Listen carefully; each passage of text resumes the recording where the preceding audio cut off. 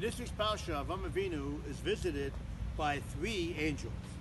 And Rashi explains, one angel came to tell Sarah the good news, that she was going to have a baby. One came to turn over the city of stone.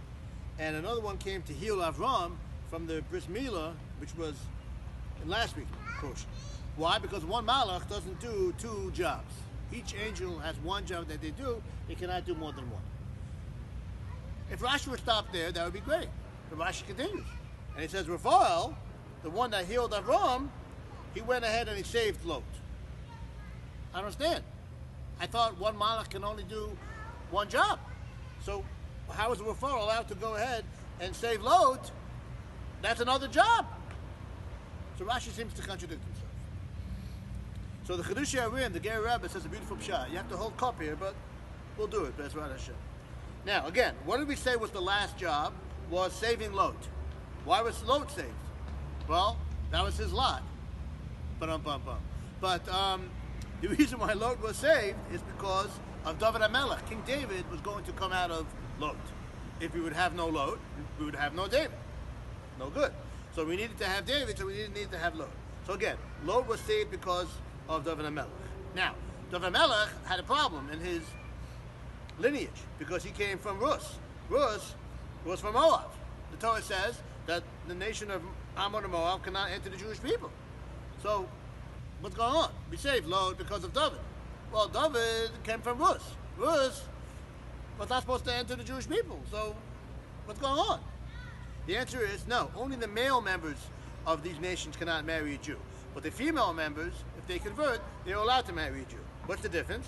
The Torah says the reason why they can't marry into the Jewish people is because they didn't provide the Jewish people with the basic necessities of bread and water during the time of war. That only applies to men. Men are supposed to go out. Women don't have to go out. Women are supposed to stay in. There's no time, there's no complaint against women for not going out.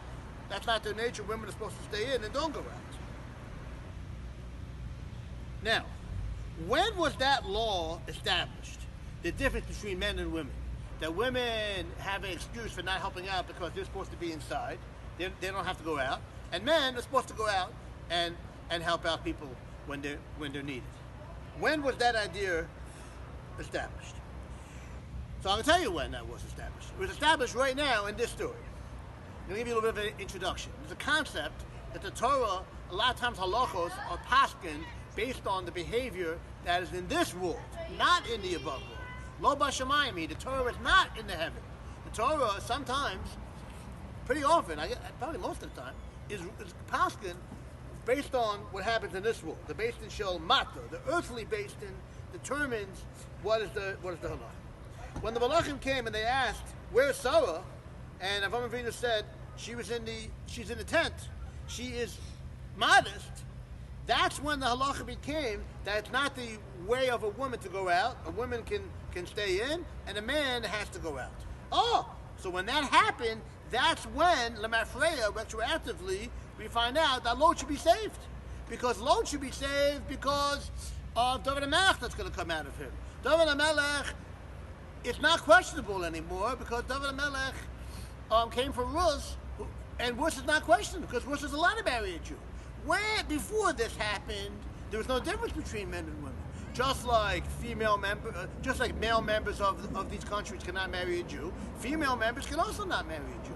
But once this halacha was established based on Sarah's modest behavior, that's when it changed, and therefore we have the halacha Moavi v'lo Moavis, Ammoni v'lo Ammonis, that only the male members of these nations cannot marry a Jew, but the female members can marry a Jew.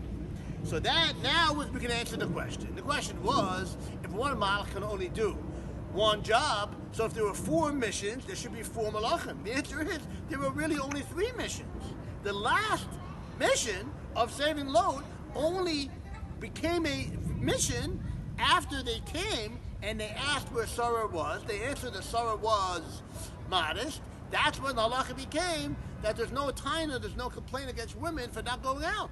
So once that happened, then Lot was saved. Before that, Lot wasn't going to be saved. Because we said Lot was saved because of David HaMelech.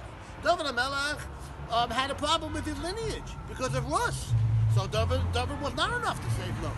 Only after we established Rus was allowed to marry a Jew, and Rus was amazing, then David became amazing, and therefore Lot was saved.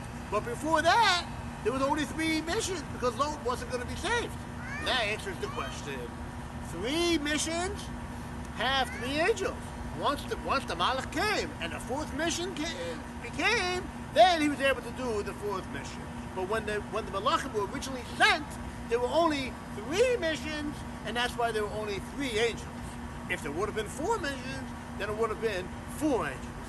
I hope you guys got all that. Hey, good Shabbos.